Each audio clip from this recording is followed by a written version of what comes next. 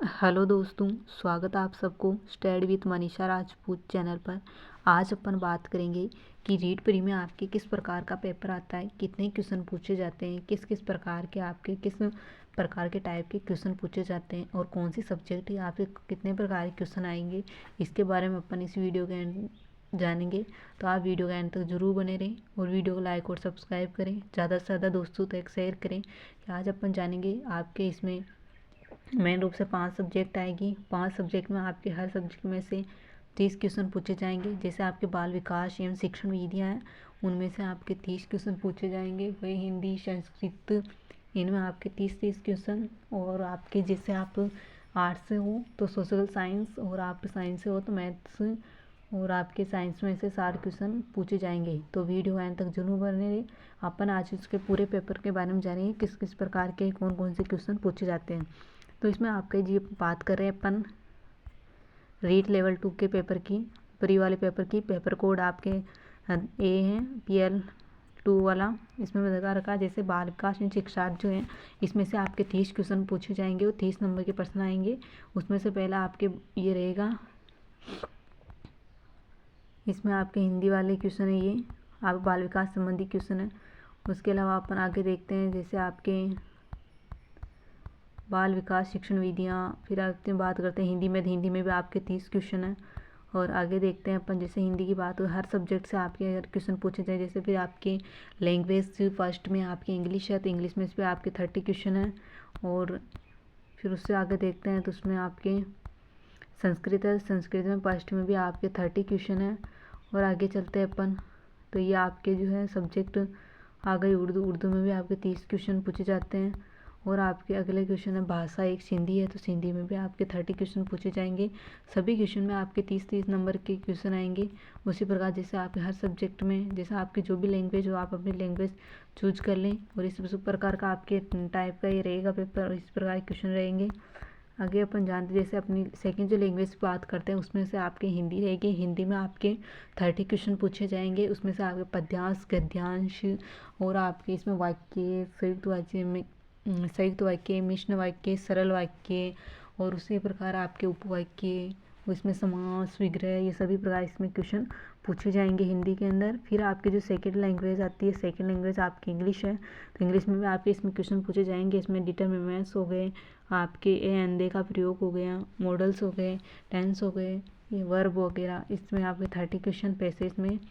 फिर अपन जानते हैं सेकंड जो लैंग्वेज आपकी संस्कृत है तो संस्कृत में आपके देर का है, इसमें भी आपके 30 क्वेश्चन आएंगे। और नेक्स्ट अपन बढ़ते हैं फिर अपना नेक्स्ट जो सब्जेक्ट आता है, उस सब्जेक्ट जो आपके नेक्स्ट सब्जेक्ट जो है वो आपके हिंदी में भी आपके 30 क्वेश्चन पूछे जाएंगे। और अपना सब्जेक्ट है फिर अपने मैथ्स और साइंस, सोशल साइंस में से आपके 30 क्वेश्चन पूछे जाए। आपके मैथ्स आ गई, मैथ्स में भी दे रखा है सेक्शन 4 जो आएगा मैथमेटिक्स एंड साइंस आएगी। तो साइंस में भी आपके 30 क्वेश्चन रहेंगे, मैथमेटिक्स में भी आपके 30 क्वेश्चन रहेंगे। तो उसमें कुल मिला के 60 क्वेश्चन रहेंगे। फिर अगले देखते हैं, आगे और बढ़ते हैं। मैथ्स के बाद आपकी जो साइंस आएगी, साइंस में भी आपके 30 क्वेश्चन पूछे जाएंगे। तो आगे बढ़ते हैं अपन, जैसे आपके ये 30 क्वेश्चन इसकी बात हो गई। फिर अपन देखते हैं आगे बढ़ते हैं, आपके सोशल साइंस में आपके 60 क्वेश्चन पूछे जाएंगे। और इस प्रकार का आपके क्वेश्चनों का पैटर्न रहेगा और इस प्रकार के आपके क्वेश्चन पूछे जाएंगे। और आपके लगभग 150 क्वेश्चन आएंगे आपके, और उसमें माइनस मार्किंग नहीं है, और आपके इसके अंदर माइनस मार्किंग नहीं है। और आपके 5th क्वेश्चन आएंगे, ऑप्शन आएंगे आपके 5th, उसमें से आपके 4th करने। एक आप नहीं करोगे तो उसके नेगेटिव मार्किंग है, वरना प्री में कोई नेगेटिव मार्किंग नहीं है।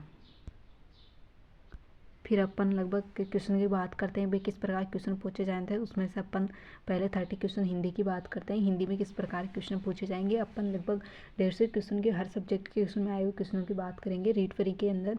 तो रीट परी में आप जितनी मेहनत आप रीट परी में करोगे, उतनी तैयारी आपकी रीट मेंस की होगी, उतनी मजबूती से आपके रीट परी में जितने क्वेश्चन आएंगे उतने आपके रीट मेंस में आएंगे। तो आपको दोनों की तैयारी साथ में करते चलना है। अब आपके लास्ट में ज़्यादा दिन नहीं रहे और आपको ज़्यादा से ज़्यादा अपनी तैयारी MCQ क्वेश्चन फोकस करना चाहिए, क्योंकि आपका पेपर आ चुका है। और आपके इसमें पेपर आपके 27 को 26, 27, 28 को डेट फिक्स हो गई। तो उसमें से अपन पहले बात करते हैं इसके अंदर हिंदी शब्द की उत्पत्ति किस शब्द से हुई है। ए हिंदी से, बी सिंधु से, सी हिंदी का से, डी फारसी से। तो इसमें आपका राइट जो आंसर रहेगा वो रहेगा सिंधु से। अगले क्वेश्चन की ओर बढ़ते हैं। इसमें बताया कि हिंदी शब्द की उत्पत्ति संस्कृत भाषा के सिंधु शब्द से मानी जाती है, जो संस्कृत में एक नदी का नाम है। सिंधु नदी के आसपास का क्षेत्र सिंधु प्रदेश कहलाता है। अगले क्वेश्चन की ओर बढ़ते हैं। फारसी भाषा में स ध्वनि का परावर्तन किस ध्वनि से होता है। ए कैसे, ब हैसे, से तैसे और डी में से। तो इसमें राइट आंसर रहेगा कि फारसी भाषा में स ध्वनि का जो परिवर्तन जो होता है वो आपके है से होता है। अगले क्वेश्चन की ओर बढ़ते हैं। फारसी प्रभाव जब ईरान से लोग इस क्षेत्र में आए तो उन्होंने अपनी भाषा की ध्वनि विशेषताओं के कारण सिंधु को हिंदू उच्चारित करना शुरू कर दिया। फारसी भाषा में स को है में परिवर्तित कर दिया, जो जैसे सप्ताह का हफ्ता हुआ। दूसरा, हिंदी इस प्रकार का सिंधु प्रदेश वहाँ के निवासी हिंदू कहे जाने लगे। थर्ड, इसी प्रकार क्षेत्र की भाषा हिंदी या हिंदी कहलाने लगी। अगले जो आ रहा है वो आ रहा है आपके हिंदी शब्द का अर्थ क्या है। ए भारत का क्षेत्र, बी भारत की संस्कृति, सी हिंदी की भाषा, डी फारसी की भाषा। तो इसमें आपका जो राइट आंसर रहेगा वो रहेगा हिंदी भाषा। यानी हिंदी का शब्द का अर्थ तो हिंदी की भाषा। अगले क्वेश्चन की ओर बढ़ते हैं। सिंधु प्रदेश को हिंद प्रदेश किसके द्वारा कहा गया है। ए भारतीय विद्वानों द्वारा, बी संस्कृत ग्रंथों द्वारा, सी पहाड़सी आक्रमणकारियों द्वारा, डी ग्रीक यात्री द्वारा। तो सिंधु प्रदेश को हिंद प्रदेश किसके द्वारा कहा गया है। तो इसमें आपका राइट आंसर रहेगा फारसी आक्रमणों के द्वारा। यानी फारसी आक्रमणों के द्वारा सिंधु प्रदेश को हिंदी प्रदेश के नाम से जाना गया। आप जितनी तैयारी मजबूत रेट पर की करोगे उतनी तैयारी मजबूत तो आपके रेट मेंस की होती है। दोनों में आपके 150 में भी क्वेश्चन आएंगे। और जितने आपके जो कोई टॉपिक है आपके मेंस परी में है वो आपके मेंस में बाल, इसमें से आपके हिंदी और संस्कृत हट जाएगी। और आपके इसमें जो आपके बाल विकास शिक्षण विधियाँ वगैरह ये सब इसके अंदर ही कनेक्ट रहेगी। अगले क्वेश्चन, हिंदी शब्द का अंतिम रूप क्या है। ए हिंदू, बी हिंदी का, सी हिंदी, डी हिंदी। तो इसमें आपका राइट जो आंसर रहेगा वो रहेगा हिंदी का। यानी हिंदी शब्द का अंतिम रूप क्या है, हिंदी का। अगले क्वेश्चन की ओर बढ़ते हैं। सिंधु से हिंदी और इंडिका तक विकास। सिंधु शब्द में हिंदी शब्द की उत्पत्ति जिसे फारसी को स को है में बदलने के कारण हिंद कहा जाने लगा। फारसी भाषा में एक प्रत्यय जोड़ने से हिंदी बना, जिसका अर्थ होता है हिंद का होता है। अगले क्वेश्चन की ओर, हिंदी शब्द के धीरे धीरे परिवर्तन होकर हिंदी का और फिर हिंद बन गया। फारसियों और अन्य विदेशी प्रभावों के कारण हिंदी का पर्यायवाची रूप इंडिया बन गया। आज इंडिया शब्द पूरे भारत में वैश्विक संदर्भ में सूचक बन गया है। अगले क्वेश्चन की ओर बढ़ते हैं। भारतीय भाषा का प्राचीनतम ग्रंथ कौन सा है। ए रामायण, बी महाभारत, सी ऋग्वेद, डी उपनिषद। तो इसमें आपका राइट आंसर रहेगा ऋग्वेद। इन भारतीय भाषा का प्राचीनतम ग्रंथ कौन सा है तो वो आपके ऋग्वेद है। भारतीय भाषा का प्राचीनतम ग्रंथ ऋग्वेद है। ऋग्वेद की भाषा संस्कृत थी, किंतु समय चक्र के सदैव गतिमान होने के कारण ये परिवर्तनशील है। अगले क्वेश्चन की ओर बढ़ते हैं। संस्कृत भाषा का समय काल किससे संबंधित है। ए 1500 ईसा पूर्व से 500 ईसा पूर्व, डी 500 ईसा पूर्व से ईसा की पहली शताब्दी, सी 1000 ईसा पूर्व से 200 ईसा पूर्व, डी ईसा की पहली शताब्दी से 500 ईसा पूर्व। तो इसमें आपका राइट जो आंसर है वो रहेगा 500 ईसा पूर्व से 500 ईसा पूर्व। अगले क्वेश्चन की ओर बढ़ते हैं। ऋग्वेद भारतीय भाषा का सबसे प्राचीनतम ग्रंथ है, जिसकी रचना वैदिक संस्कृत में हुई है। संस्कृत भाषा में दो प्रमुख भागों में बांटा गया है। पहला वैदिक संस्कृत और लौकिक सांस्कृतिक। वैदिक संस्कृति में वेद, उपनिषद, आरण्यक, ब्राह्मण और दर्शन जैसे धार्मिक ग्रंथों की रचना हुई है। लौकिक संस्कृति में आपके बोलचाल की भाषा के रूप में विकसित हुई है और बाद में पाली भाषा के रूप ले लिए। अगले क्वेश्चन की ओर बढ़ते हैं। आप वीडियो एंड तक जरूर बने रहे। और इसी प्रकार आपके जो एमसी क्वेश्चन वगैरह क्वेश्चन है हमारे यूट्यूब चैनल के डिस्क्रिप्शन बॉक्स में जाएं, वहाँ पर आपके क्वेश्चन दे रखे। जैसे आप एक आपके साइट दे रखी, वहाँ पर आप क्लिक करोगे तो हमारे टेलीग्राम ऑल द एग्ज़ाम वहाँ पर आप ज्वाइन करोगे तो वहाँ पर आपके सभी प्रकार के क्वेश्चन ये सभी की PDF, उसी प्रकार आपके कोई सी भी एग्ज़ाम के एमसी क्वेश्चन सब याद करने हो तो वहाँ आपको मिल जाएंगे। अगले क्वेश्चन की ओर बढ़ते हैं। जैसे आपके क्वेश्चन दे रखा है, पाली भाषा का समय काल किससे संबंधित है। तो ये संबंधी है 500 ईसा पूर्व से ईसा की पहली शताब्दी। पाली भाषा का समय 500 ईसा पूर्व से ईसा की पहली शताब्दी तक माना जाता है, जिसमें बौद्ध धर्म से जुड़े विनय पिटक, सूत पिटक, अभितक, धम्मित पिटक एवं जातक कथाओं और ग्रंथों की रचना हुई है।